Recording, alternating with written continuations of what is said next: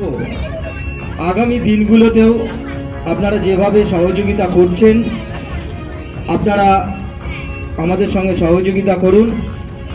আমরা আরও বড় বড় অনুষ্ঠান আমরা করতে পারবো। শুধু তাই নয়, আজকে সচেতন ইন্ডিয়া চ্যারিটেবল ট্রাস্ট শুধু জামা কাপড় জুতো মোজা এই দিয়ে থাকে না। সচেতন ইন্ডিয়া চ্যারিটেবল ট্রাস্ট প্রতিটা রবিবার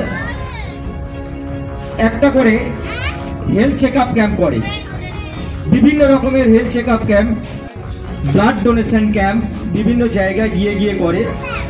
শুধু তাই নয়, সচেতন ইন্ডিয়া চ্যারিটেবল ট্রাস্ট আগামী দিনে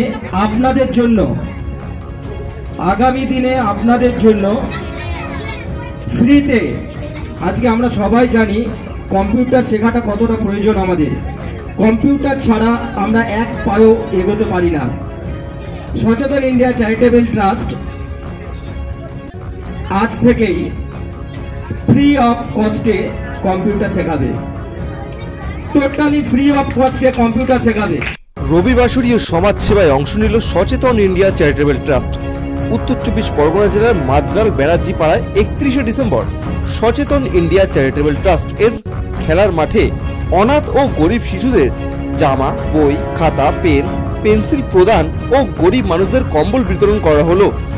এরই সাথে অনাথ শিশুদের নিয়ে একটি পিকনিকও আয়োজন করা হয়।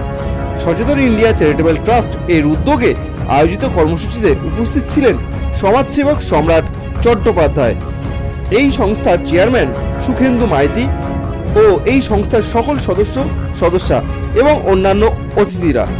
সকল অতিথিরা সংস্থার এই সামাজিক উদ্যোগে সাধুবাদ জানান এবং অসহায় অনাথ শিশুদের বই, খাতা, নতুন জামা, অঙ্কন সামগ্রী প্রদান করেন ও অসহায় মানুষদের হাতে কম্বল তুলে দেন।